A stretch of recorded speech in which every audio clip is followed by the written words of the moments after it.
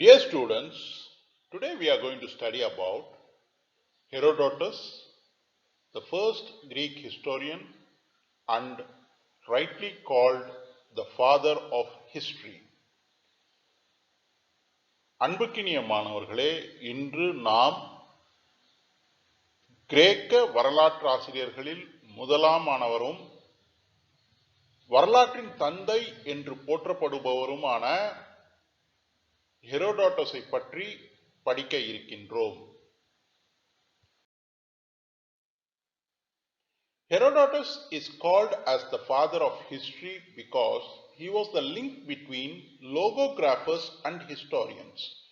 We all know that logography was a tradition in Greece where logographers were people who sang poems about the events happening, and Herodotus took up this logography, relieved it from the poetical nature and started writing it in prose, and that is how historians emerged. And hence, since he is said to be the first man who relieved logography and introduced prose writing, he is considered to be the father of history. He hailed from Halicarnassus, and Halicarnassus is said to be between Greece and Asia Minor. It is said to be in the border of Asia Minor. He was born in 5th century BC, something around 480 BC. He was influenced by the epics of Homer, the prose writings of Hecataeus, and wide travel to various places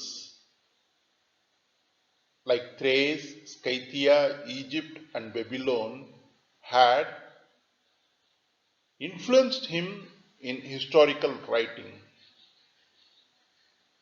He, because of the disturbed political situation in his place, could not live in his place, hence he migrated to a place called Samos for some time, and then he retired to Athens. Later, he settled in Turi, an Athenian colony, an Athenian colony of Italy, Athenian colony in Italy, and died there in 430 BC. So, மாணவர்களே, ஹெரோடாட்டஸ் என்பவர் வரலாற்றின் தந்தையாக கருதப்படுகிறார். இவர் வரலாற்றின் தந்தையாக கருதப்படுவதற்கு அடிப்படையாக என்ன காரணம் என்று சொன்னால், இவர் லோகோகிராஃபி என்ற கிரேக்க பாரம்பரிய எழுத்து வடிவத்தில் இருந்து வரலாற்றை உருவாக்கினார். லோகோகிராஃபி என்ற பாரம்பரிய கிரேக்க எழுத்து வடிவம் கிரேக்க மக்கள் கவிதை நடையில் நடந்த சம்பவங்களை சொல்லக்கூடிய வழக்கத்தை வைத்திருந்தனர். ஆக ஹெரோடாட்டஸ் அந்த பாரம்பரியத்தை பின்பற்றி நடந்த விடயங்களை உரைநடையில், கவிதை நடையில் இல்லாமல் கவிதை நடைக்கு மாறாக உரைநடையில் சொல்லக்கூடிய வழக்கத்தை எடுத்ததன் காரணமாக அவர் வரலாற்றின் தந்தை என்று கருதப்படுகிறார். இவர் கிரேக்க நாட்டில் ஹலிகார்னசஸ் என்ற பகுதியை சார்ந்தவராக இருந்தார். ஹலிகார்னசஸ் என்பது கிரேக்கத்துக்கும் ஆசியா மைனர் பகுதிக்கும் இடையே இருக்கக்கூடிய ஒரு நகரமாகும். இங்கு இவர் 5ஆம் நூற்றாண்டு, கிறிஸ்துக்கு முன்பு கிமு 5ஆம் நூற்றாண்டில் வாழ்ந்ததாக சொல்லப்படுகிறது. இவர் கிறிஸ்துக்கு முன்பு 480 கிமு 480 பிறந்ததாக கருதப்படுகிறது. அன்றைய கிரேக்க எழுத்தாளர்களான ஹோமருடைய காவியங்களும் அதேபோல் ஹெக்காட்டியஸ் என்பவருடைய உரைநடையும் இவருக்கு மிக பெரும் தூண்டுதல்களாக, மிக முக்கியமான தூண்டுதல்களாக, இவரை ஊக்கப்படுத்திய விஷயங்களாக அமைந்திருந்தன. அதேபோல் இவர் பல்வேறு ஊர்களுக்கு, பல்வேறு நகரங்களுக்கு, பல்வேறு பகுதிகளுக்கு பயணம் செய்திருந்தார். Theres, கைத்தியா, Egypt and பெபிலோன். இந்த பயணங்கள் இவர் வரலாற்றை தொகுப்பதற்கு மிகவும் உறுதுணையாக இருந்தன. இவருடைய நகரமான ஹாலிகார்னசஸ் பகுதி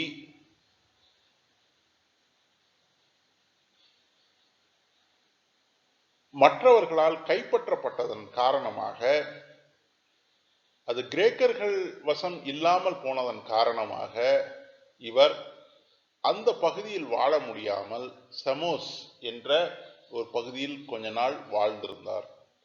அதற்கு பிறகு இவர் கிரேக்க நாட்டின் மிக முக்கியமான நகரமான ஏதென்ஸ் நகருக்கு சென்று அங்கு சிறிது காலம் வாழ்ந்துவிட்டு இறுதியாக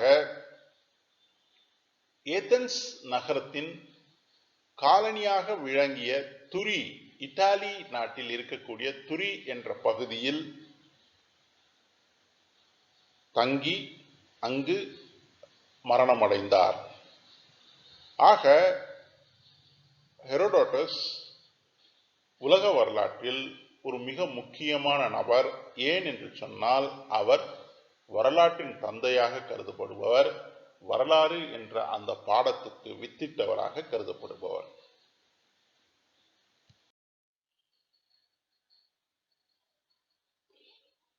Herodotus came out with his magnum opus history, which is considered to be the first historical work. This work is a description of the war between Greeks and Persians. The work begins with the rule of Croesus, the king of Lydia. Lydia is east of Greece, and Croesus, when he became the king of Lydia, he conquered Halicarnassus and Ionian province, in which Halicarnassus is a part. The people of Ionia did not like this, and several of them resented it. Then Cyrus, the Persian ruler, subdued Lydians and he took over the province of Ionia. So that is how the Persians became powerful in this part of Greece. And after Cyrus, his successors, Cambyses, Darius, Xerxes, ruled this province. Their rule was resented by the Ionians, and in 499 BC, the Ionians revolted against the Persians, and that is where the Greek-Persian wars begin. The Greek-Persian wars is a series of battles from 499 to 449 BC, and this Greek-Persian wars began in 499 BC with Ionian revolt. After the Ionian revolt, there is the Battle of Marathon in 490 BC, and even after the Battle of Marathon, there are Greek-Persian wars going on up to 499 BC, 449 BC. So Herodotus in his book History gives the background of the Greco-Persian wars. His book is divided into 9 volumes. In the first 5 books, he writes about the early conflict between East and West, or he writes about how the Persians became powerful in Greece. How did the Persians build their empire? He writes about the Persian rulers, and he also writes about how the Persians became powerful in Greece. In the 6th book, he describes about Ionian revolt and the Battle of Marathon. And in the last 3 books, he narrates the remaining battles in Greco-Persian wars. So this is how his history is combined. His history is structured. மாணவர்களே, Herodotus என்பவர் history என்ற தனது நூலை முதலாவது வரலாற்று நூலாக தொகுத்து வழங்கினார். இந்த ஹிஸ்டரி என்ற நூலில் கிரேக்கர்களுக்கும் பாரசீகர்களுக்கும் இடையே இருந்த போர்களை பற்றி எழுதினார். அடிப்படையில் அவருடைய நூலானது குரோசியஸ் என்கின்ற லைடியா பகுதியின் அரசரிலிருந்து துவங்குகிறது. லைடியா என்பது கிரேக்க நாட்டுக்கு கிழக்கே இருக்கக்கூடிய பகுதியாகும். இந்த லைடியா பகுதிக்கு குரோசியஸ் என்பவர் 560 பிசியில் அரசர் ஆனார். அவர் அரசரானவுடன் அவர் கிரேக்க பகுதியை சார்ந்த ஹாலிகார்னசஸ், ஹெரோடோட்டஸுடைய சொந்த ஊரான ஹாலிகார்னசஸ் மற்றும் அந்த ஹாலிகார்னசஸ் அமைந்திருந்த மாகாணமான அயோனியன் மாகாணம், இதை கைப்பற்றினார். இந்த குரோசியஸ் உடைய ஆட்சியை இந்த அயோனிய மக்கள் வெறுத்தார்கள். அவர்கள் இந்த ஆட்சியில் வாழ்வதற்கு வருத்தப்பட்டு கொண்டிருந்தார்கள். அதே வேளையில் 546 பிசிக்கு பிறகு அந்த பகுதியானது சைரஸ் என்கின்ற பாரசீக மன்னனுடைய கட்டுப்பாட்டில் போனது.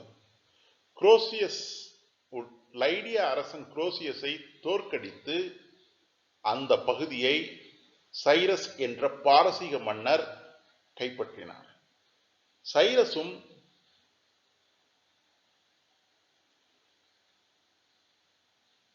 கிரீஸ் நாட்டிலிருந்து கிழக்கு பகுதியை சார்ந்தவர். பாரசீகம் என்பது கிரேக்கத்துக்கு கிழக்கு பகுதியில் இருக்கக்கூடியவர்.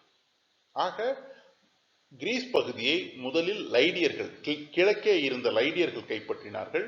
பிறகு கிழக்கே இருந்த பாரசீகர்கள் கைப்பற்றினார்கள். சைரஸுக்கு பிறகு சைரஸுடைய வாரிசுதாரர்களான கேம்பிசஸ், டாரியஸ், ஜெர்சஸ் அவர்கள் இந்த கிரேக்க பகுதியில் ஆதிக்கம் செலுத்திக் கொண்டிருந்தார்கள்.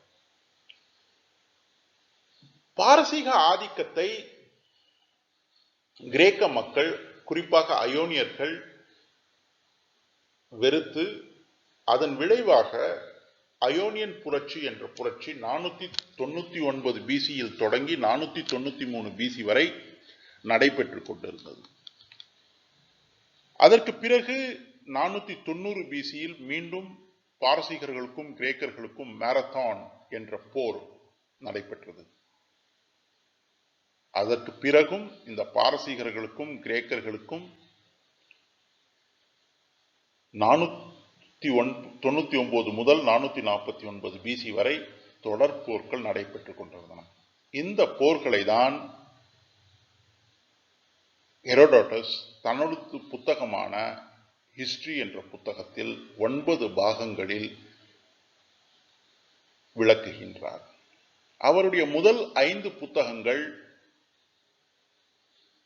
கிழக்கே இருந்த பாரசீக அரசுகளுடைய வளர்ச்சியை பற்றி பேசுகிறது. குறிப்பாக குரோசியஸ் லைடியா அரசன், அவருக்கு பிறகு சைரஸ், கேம்பிசஸ், டாரியஸ், ஜெரஸ் இவர்களுடைய ஆட்சி காலத்தில் கிழக்கு பகுதியில், பாரசீக பகுதியில் எப்படி இந்த பாரசீக சாம்ராஜ்யம் வளர்ந்தது என்பதை பற்றி பேசுகிறது. அதற்கு பிறகு 6வது புத்தகத்தில் அயோனியன் புரட்சியும் மாரத்தான் போரை பற்றியும் பேசுகிறது.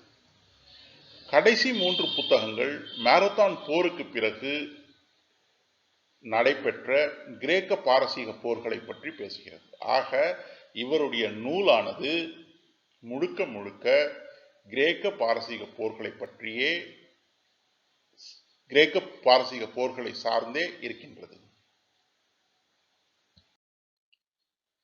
His work is based on variety of evidences. He has taken declaration of war, settlement of treaties, borrowed data from other writers, gathered information through critical inquiry, close observation, intimate contact with travelers, priests, and extensive travel.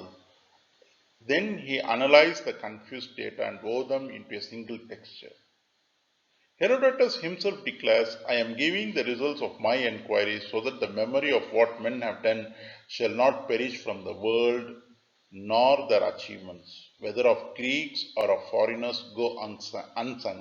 They form my theme and the cause why they went to war. His work, systematic and organized according to a plan, evolved the idea of supernatural force governing the course of events.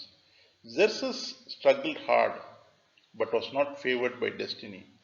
Penalties inflicted on great enemies. These are statements of Herodotus which suggest that he had the idea of supernatural force interfering in human events. மாணவர்களே, Herodotus உடைய வரலாறு, history என்கின்ற அந்த நூல் வரலாற்றின் முதல் நூலாக கருதப்படுகிறது. அந்த நூல் அடிப்படையில் நிறைய ஆதாரங்களை அடிப்படையாக வைத்து எழுதப்பட்ட நூலாக கருதப்படுகிறது. ஆக வரலாற்றின் ஒரு முதல் தன்மை என்னவென்று சொன்னால், ஆதாரங்களின் அடிப்படையில் தகவல்கள் திரட்டப்படுவதும் வழங்கப்படுவதும் வரலாற்றின் அடிப்படை தன்மை. முதல் முறையாக உலகத்தில் ஒரு புத்தகம் ஆதாரங்களின் அடிப்படையில் பல்வேறு இடங்களில் இருந்து சேகரிக்கப்பட்ட ஆதாரங்களின் அடிப்படையில் எழுதப்பட்டது என்று சொன்னால் அது ஹெரோடோட்டஸ் உடைய வரலாறு என்று சொல்கிறார். அவர் பல போர் பிரகடனங்களை, அந்த போர் பிரகடனங்கள் மட்டுமல்லாமல் போர் முடிவுக்கு கொண்டு வந்த சமாதான ஒப்பந்தங்களில் இருந்து அவருடைய புத்தகங்களை, அவருடைய புத்தகத்தை எழுதியிருக்கிறார். அதே போல் அவர் பல்வேறு எழுத்தாளர்களுடைய எழுத்துக்களில் இருந்து தன்னுடைய எழுத்துக்களுக்கான தரவுகளை பெற்றிருக்கிறார்.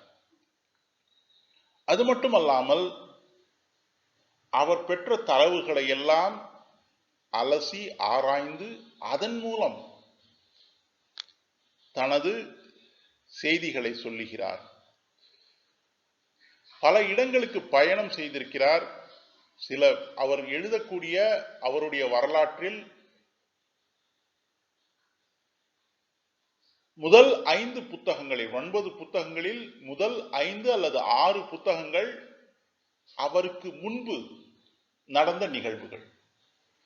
கடைசி 3 புத்தகங்கள் அவர் நேரடியாக பார்த்த விஷயங்கள். ஆக அவர் ஆப்சர்வேஷன் அல்லது அவர் பார்த்து தன்னுடைய பயணங்கள் மூலமாக, தன்னுடைய பயணங்களில் அவருக்கு கிடைத்த நண்பர்கள் மூலமாக சேகரித்த தகவல்களின் மூலத்தின் அடிப்படையில் எழுதியிருக்கிறார். ஆக வரலாறு என்கின்ற அவருடைய புத்தகம் பல்வேறு சான்றுகளை அடிப்படையாக வைத்து எழுதப்பட்டிருக்கிறது. ஆக இது ஒரு வரலாற்றுக்கான தொடக்க புள்ளியாக இருந்திருக்கிறது. இரண்டாவது, சேகரித்த தரவுகளை, சேகரித்த தகவல்களை அவர் ஆராய்ந்து ஆய்வு செய்து அதை ஒருங்கிணைத்து ஒரே நேர்கோட்டில் ஒன்றன் பின் ஒன்றாக தகவல்களை அடுக்கி நமக்கு வழங்கியிருக்கிறார். ஆக பெற்ற தகவல்களை அப்படியே சொல்லாமல் அதை ஆராய்ந்திருக்கிறார் என்பது இன்னொரு தன்மை, இன்றைய வரலாற்றின் இன்னொரு தன்மை. ஆக வரலாற்றுக்கு வித்திட்டவர் ஹெரோடாட்டஸ் என்பதில் எந்த விதமான ஐயப்பாடும் இல்லை. தகவல்களை பல்வேறு இடங்களில் இருந்து பெற்றிருக்கிறார். பெற்ற தகவல்களை ஆய்வு செய்து தொகுத்து வழங்கியிருக்கிறார். ஹெரோடாட்டஸ் தானே கூறுகிறார், நான் என்னுடைய புத்தகத்தில் தொகுத்து வழங்கியிருக்கக்கூடிய செய்திகள் என்னுடைய ஆய்வின் மூலமாக வந்தவை. இந்த செய்திகள் மனிதர்கள் மறந்துவிடக் கூடாது என்பதற்காக நான் இங்கு பதிவு செய்கிறேன். அதேபோல் இந்த செய்திகளில் நான் ஏன் கிரேக்கர்களும் பாரசீகர்களுக்கும் இடையே போர்கள் ஏற்பட்டன என்பதையும் தொகுத்து வழங்குகிறேன் என்று சொல்கிறார். ஆக வரலாற்றின் அடிப்படை பண்புகளை உணர்ந்து எழுதியிருக்கிறார் என்பதுதான் நமக்கு கிடைக்கக்கூடிய தகவல். அவர் தனது ஆய்வின் மூலமாக கிடைத்த தகவல்களை என்று சொல்கிறார். வருங்காலம் இந்த தகவல்களை மறந்துவிடக் கூடாது என்பதற்காக பதிவு செய்கிறேன் என்று சொல்கிறார். பாரசீகர்கள் மற்றும் கிரேக்கர்கள் உடைய செய்திகளையும் பதிவு செய்திருப்பதாக சொல்கிறார். அதே போல் இந்த போர்களுக்கான காரணங்களை என்ன என்று ஆய்வு செய்திருக்கிறேன் என்றும் சொல்கிறார். ஆக வரலாற்றின் அடிப்படை தன்மைகளுக்காக வித்திட்டிருக்கிறார் என்பதில் எந்த மாற்று கருத்தும் இல்லை. அவருடைய நூல் ஒரு தெளிவான திட்டத்தோடு தொகுக்கப்பட்டிருக்கக்கூடிய நூல். ஒரு வரலாற்று இன்றைய காலகட்டத்தில் எழுதப்படுகின்ற வரலாற்று நூல்களைப் போல் தெளிவாக திட்டமிட்டு தொகுக்கப்பட்டிருக்கக்கூடிய நூல். இவருடைய எழுத்துக்களில் வரலாற்றுக்கான காரணிகளையும் ஆய்வு செய்திருக்கிறார். ஆக சமீப காலங்களில் வரலாற்று ஆய்வாளர்கள் வரலாற்று சம்பவங்களை சொல்லுவது மட்டுமல்ல, வரலாற்றின் சம்பவங்களுக்கான காரணிகளையும் எழுதுகிறார்கள். அப்படி இவர் எழுதுகின்ற போது எழுதுகிறார், மனிதனை தாண்டி ஒரு அமானுஷ சக்தி இந்த செயல்களை, அன்றாடம் நடக்கக்கூடிய நிகழ்வுகளை வழங்குகிறது. அவர் கடவுளை பற்றி பேசவில்லை, ஆனால் ஒரு மனிதனை தாண்டிய ஒரு சக்தி இருக்கிறது என்று சொல்கிறார். உதாரணமாக அவர் எழுதும் போது ஜெரஸ் என்கின்ற அரசனை பற்றி எழுதுகின்ற போது சொல்கிறார், ஜெரஸ் கடுமையாக போரிட்டார், ஆனால் விதி அவரின் பக்கம் இல்லை. அதேபோல் எதிரிகளுக்கு அந்த விதியின் காரணமாக கொடிய தண்டனைகள் கிடைத்தன என்று எழுதுகிறார். ஆக மனிதனை தாண்டிய ஒரு சக்தி, விதி என்ற ஒரு நிலை இருந்ததாக அவர் உணர்ந்து, அந்த விதி என்பது நிகழ்வுகளை நடத்தியது என்பதையும் அங்கே எழுதியிருக்கிறார். ஆக ஹெரோடாட்டஸ் என்பவர் முதலாவது வரலாற்று ஆசிரியர் உலக அளவில் என்பதை நாம் ஏற்றுக்கொள்ள வேண்டிய அவசியம் இருக்கிறது. ஏனென்று சொன்னால், வரலாற்றின் தன்மைகளோடு சுமார் 2500 வருடங்களுக்கு முன்பு எழுதியிருக்கிறார். தகவல்கள் பல்வேறு இடங்களில் இருந்து திரட்டப்பட்டு, அந்த தகவல்கள் ஆய்வு செய்யப்பட்டு, அந்த தகவல்களை ஒருங்கிணைத்து ஒரு அழகான வடிவத்தில் நமக்கு வழங்கி இருக்கக்கூடிய காரணத்தினால் அவர் முதலாவது வரலாற்று ஆசிரியராக கருதப்பட வேண்டிய அவசியம் இருக்கிறது என்பதை நாம் உணர்கின்றோம். He has been appreciated by Dionysius, Arian and Lucian. They have all admired his work. But for his work, the ancient history of Greeks and Persians would have rolled into oblivion. His work is the principal sources of information for great empires in the Mediterranean world. His work includes a lot of geographical description, chronicle of events and historical analysis. Herodotus According to him, the function of history is not only to tell what happened, but also why it happened. It gave history a humanistic nature by freeing it from myth. Herodotus has been equally criticized. Cicero called him father of history and also a liar. Aristotle called him storyteller. Objective historians should have taken balanced view between Greeks and Persians, but Herodotus describes greatness of Persia, but his work shows a prejudice to Athens. ஹெரோடாட்டஸ் உடைய இந்த பணியை அன்றைய கிரேக்கியர்களான டயோனிசஸ், avian, Lucian ஆகியோர் மிக சிறப்பாக பாராட்டியுள்ளனர். அவருடைய இந்த நூல், ஹிஸ்டரி என்கின்ற அவருடைய இந்த நூல் இல்லை என்று சொன்னால், பழங்கால கிரேக்கர்களை பற்றியும் பழங்கால பாரசீகர்களை பற்றியும் பாரசீக சாம்ராஜ்யத்தை பற்றியும் நாம் தெரிந்து கொள்ளாமல் கூட போயிருக்கக்கூடும். ஆக அவருடைய நூல்தான் பழங்கால கிரேக்கர்களுக்கும் பாரசீகர்களுக்கு பற்றி படிப்பதற்கும் அடிப்படையான நூலாக, மற்றும் மத்திய தரைக்கடல், மெடிட்டரேனியன் கடல் பகுதி என்று சொல்லப்படுகின்ற மத்திய தரைக்கடல் பகுதியில் இருந்த அரசியல் சூழலை உணர்வதற்கு, பழங்கால மத்திய தரைக்கடல் பகுதியில் இருந்த அரசியல் சூழலை உணர்வதற்கு மிகப்பெரிய ஆதாரமாக விளங்குகின்றது. அவருடைய நூல் அழகாக புவியியல் விவரங்களை வழங்குகிறது, நடந்த சம்பவங்களை வரிசை பட்டியலின் அடிப்படையில் வழங்குகிறது. அதே போல் நடந்த சம்பவங்களின் வரலாற்று பின்னணிகளையும் நமக்கு விளக்குகின்றது. ஹெரோடோட்டஸ் அடிப்படையில் அவரே விளக்குகிறார். வரலாற்றின் கடமை என்பது என்ன நடந்தது என்று சொல்லுவது அல்ல, ஏன் நடந்தது என்று சொல்லுவதுதான். ஆக தெள்ள தெளிவாக இன்றைய வரலாற்றுக்கான வித்திட்டிருக்கிறார் ஹெரோடோட்டஸ் என்பதில் எந்த ஐயப்பாடும் இல்லை. அவருடைய வரலாறு என்பது மனித தன்மையை வரலாற்றுக்கு வழங்கியது. ஏன் என்று சொன்னால், அவருக்கு முன்பு எழுதியவர்கள் அதிகமாக மித் என்று சொல்லப்படுகின்ற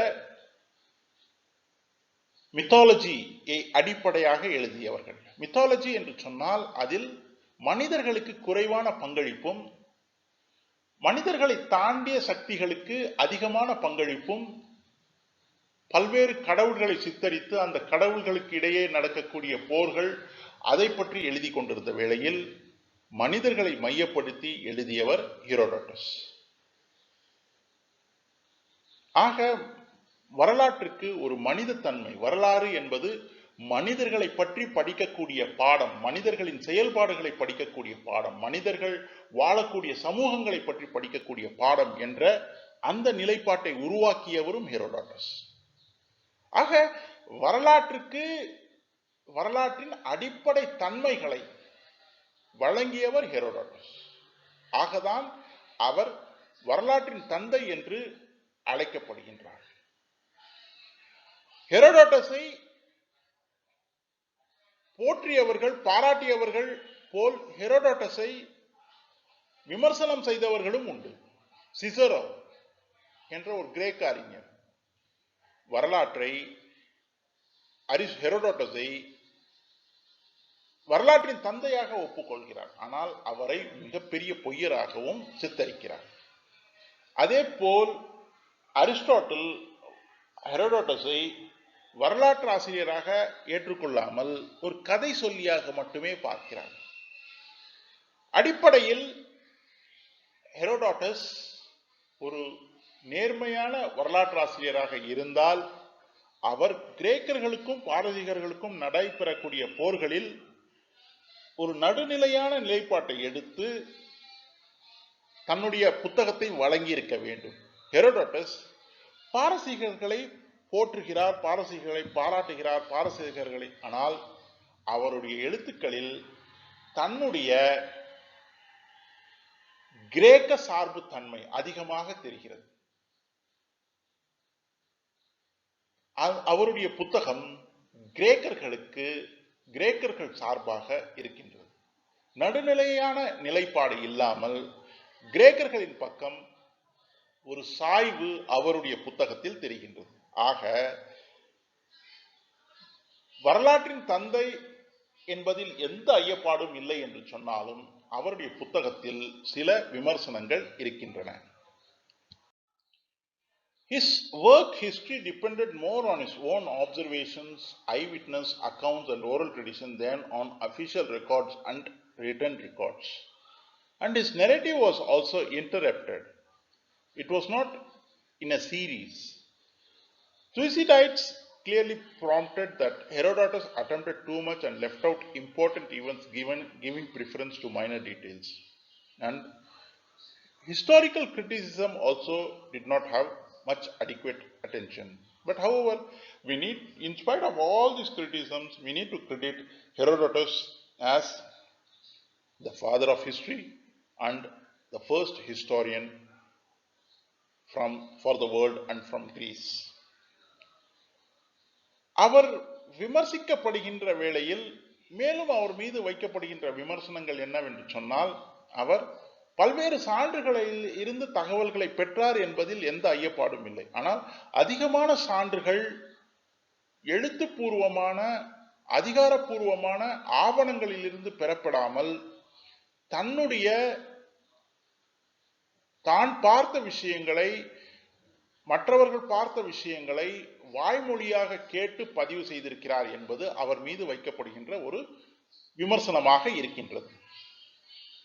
ஆக அதிகமாக வாய்மொழி சான்றுகளை பயன்படுத்தி எழுதியிருக்கிறார் என்பது அவர் மீது வைக்கப்படுகின்ற ஒரு விமர்சனமாக இருக்கின்றது.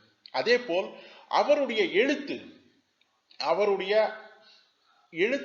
அதாவது அவருடைய அணுகுமுறை, அந்த புத்தகத்தை அவர் எழுதி நமக்கு வழங்குகின்ற வேளையில் அவருடைய அணுகுமுறையில் ஒரு சிக்கல் என்னவென்று சொன்னால், அதில் தொடர்ச்சி விடுபட்டு போய்விடுகிறது. அது தொடர்ந்து ஒரே வரிசையாக சீராக வரவில்லை. அங்கங்கு இடைவெளிகள் இருக்கின்றன. வரலாற்று சம்பவங்களை விளக்குகின்ற வேளையில் திடீரென்று ஒரு இடைவேளை விட்டு அடுத்த வரலாற்று சம்பவத்துக்கு செல்லக்கூடிய ஒரு நிலைப்பாடு இருக்கின்றது என்று ஒரு விமர்சனம் இருக்கின்றது. தூசிடைட்ஸ் இன்னொரு கிரேக்க அறிஞர், இன்னொரு கிரேக்க வரலாற்று ஆசிரியர், ஹெரோடோட்டஸ் மிக அதிகமாக எழுத வேண்டும் என்று நினைத்து நிறைய செய்திகளை தர வேண்டும் என்ற எண்ணத்தில் சின்ன சின்ன செய்திகளுக்கு முக்கியத்துவம் கொடுத்து பல முக்கியமான கருத்துக்களை விட்டுவிட்டார் என்று ஒரு விமர்சனத்தை வைக்கிறார். அதே போல் இறுதியாக ஹெரோடோட்டஸ் மீது வைக்கப்படுகின்ற இன்னொரு விமர்சனம், அவருடைய எழுத்துக்களில் வரலாற்று தகவல்கள் போதிய அளவு ஆய்வு செய்யப்படவில்லை, விமர்சிக்கப்படவில்லை என்பது ஆகும். வரலாற்று தகவல்களை நாம் பெறுகின்றோம். ஆனால் ஒரு வரலாற்று ஆசிரியராக இருப்பவர் அந்த வரலாற்று தகவல்களை முழுமையாக ஆய்வு செய்து அதில் இருக்கக்கூடிய உண்மைத்தன்மையை எடுத்து அதை விளக்க வேண்டும். இதை கிரிட்டிசிசம் என்று சொல்வார்கள். வரலாற்று தகவல்களை ஆய்வு செய்வது, அதன் உண்மைத்தன்மையை ஆய்வு செய்வது கிரிட்டிசிசம் என்று சொல்வார்கள். ஆக அவருடைய வரலாற்று தகவல்கள், வரலாற்று தரவுகள் போதிய அளவு ஆய்வு செய்யப்படவில்லை என்ற விமர்சனம் அவர் மீது வைக்கப்படுகின்றது. இப்படி பல்வேறு விமர்சனங்கள் வைக்கப்பட்டாலும் அவர் வரலாற்றின் தந்தை என்பதில் எந்த மாற்று கருத்தும் இருக்க முடியாது. அவர் வரலாற்றுக்கு ஆற்றிய பணியை யாரும் குறைத்து மதிப்பிட முடியாது. வரலாற்றுக்கு வித்திட்டவர் ஹெரோடோட்டஸ் என்பதில் மாற்று கருத்து இல்லை. ஏன் என்று சொன்னால், இன்றைய வரலாற்றுக்கு தேவையான பண்புகளை தொகுத்து வழங்கியதில் வித்திட்டவர்களில் முதன்மையானவர் அவர். வரலாறு என்பது பல்வேறு தரப்பிலிருந்து ஆதாரங்களை பெற்று வழங்கக்கூடிய ஒரு பாடம் என்பதில் எந்த ஐயப்பாடும் இல்லாமல் பல்வேறு பகுதிகளில் இருந்து தரவுகளை பெற்றார். இரண்டாவதாக பெற்ற தரவுகளை ஆய்வு செய்தார். போதிய அளவு ஆய்வு செய்யவில்லை என்று சொன்னாலும் முதலாக பெற்ற தரவுகளை ஆய்வு செய்து எழுதிய நபர் அவர்தான் என்பதிலும் எந்த ஐயப்பாடும் இல்லை. அதேபோல் ஆய்வு செய்த தகவல்களை வழங்கும் போது அதை ஒரு சீராக வரிசைப்படுத்தி எழுதினார். அந்த வரிசைப்படுத்தி எழுதும் போது இடைவேளை இருக்கிறது என்ற குற்றச்சாட்டு இருந்தாலும் வரிசைப்படுத்தி எழுத முற்பட்டார் என்பதும் மிக முக்கியமான ஒரு பண்பு, வரலாற்றின் பண்பு. ஆக வரலாற்றுக்கு தேவையான வரலாற்றின் அடிப்படை பண்புகளை கொண்டு முதன்மையாக எழுதியவர் ஹெரோடாட்டஸ் என்பதில் எந்த ஐயப்பாடும் இல்லை. ஆக வரலாற்றின் தந்தை ஹெரோடாட்டஸ் என்பதில் நாம் எந்த விதத்திலும் ஐயப்பாடு கொள்ள வேண்டியதில்லை என்பதோடு இந்த காணொளியை முடித்துக் கொள்கிறோம். இந்த காணொளியை உங்களுக்கு வழங்குவதற்கு நமக்கு உறுதுணையாக இருந்த புத்தகங்கள் B. Sheik Ali, history its theory and method, K. Rajayyan, a study in historiography, history in theory and method. இந்த புத்தகங்களின் அடிப்படையில் இந்த காணொளி தயாரிக்கப்பட்டிருக்கிறது.